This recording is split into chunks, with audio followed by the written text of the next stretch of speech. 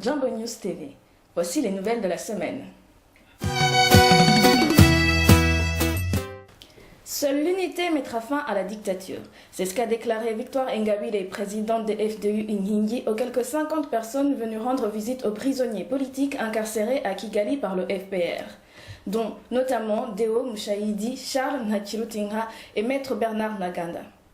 Incarcérée depuis plus de 148 jours, celle qui est aujourd'hui surnommée la Aung San Suu Kyi rwandaise par ses partisans attend son procès qui devrait s'ouvrir prochainement.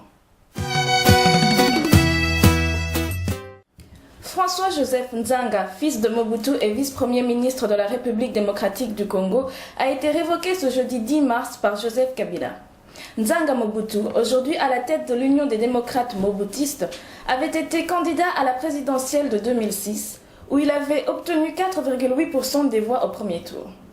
Lambert Mende Omalanga, porte-parole du gouvernement, a expliqué à l'AFP que Nzanga Mobutu avait été révoqué pour avoir abandonné le service. Cette révocation intervient à quelques mois des élections présidentielles qui auront lieu en novembre prochain.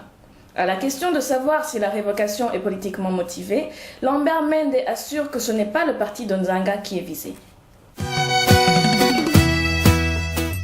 Le président de la Chambre de Belgique, André Flao, et le vice-président du Sénat belge, Willy de Meyer, ont participé mercredi à Kigali à la 3e conférence des présidents des parlements de la Communauté économique des pays des Grands Lacs, CPGL, et de la Belgique.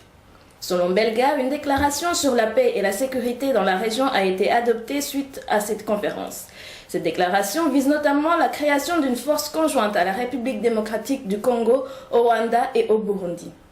La réunion de Kigali visait également à relancer la CPGL, un embryon de marché rassemblant la RDC, Rwanda et Burundi et fortement soutenu par la Belgique, ancienne puissance coloniale, et par l'Union européenne. La police congolaise a présenté lundi à la presse une centaine des 126 interpellés pour l'enquête sur les attaques lancées le 27 février dernier contre la résidence de Joseph Kabila et un camp militaire à Kinshasa. Ces attaques avaient causé la mort de 8 soldats et 11 assaillants.